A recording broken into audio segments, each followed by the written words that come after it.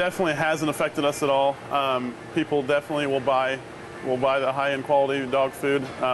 Number one, dog food for their pets, just to keep them healthy and keep them full of energy. They definitely have not stopped buying that, even though we've been in the recession. It seems like they definitely will buy that over their selves. They're still buying the high-quality stuff, and lately it's definitely been picking up. The recessions, we're definitely getting out of the recession, so it's just increasing sales every week, it seems like.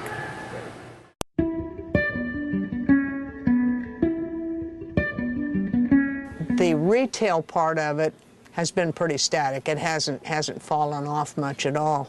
Puppy sales have been slower. So if you wanted to look at any of the part of the retail that the recession has really caused a problem with, that's what it is. It's picked up just a little bit in the last maybe month from what it has, but the last 2 years it's been pretty slow.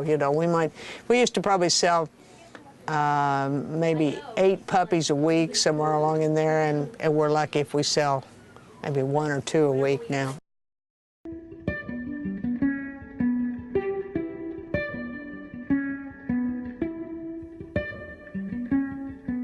I could run statistics for you, but anecdotally, it happens. It probably happens a couple of times a week, maybe. But if you really push, we have a number of programs to help people who do find themselves in financial difficulty. So if they come in and say, I just can't afford him, we can offer them free food.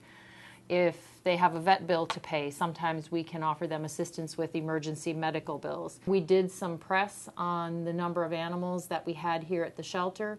And the need for adoptions, and we saw a very quick response from the community. Our adoptions went up, our intake went back down. So not sure how much to attribute that to the recession. We do have our times where it's like someone opened the floodgates.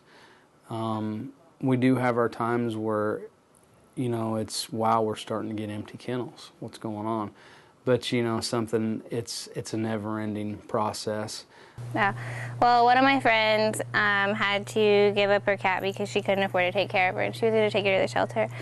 So instead I took her because I didn't want her to go. Because I volunteer there, and there's just way too many animals. A lot of times people will, I would come in the mornings and people would just have dropped off their pets and not even, brought them in and filled out paperwork and anything.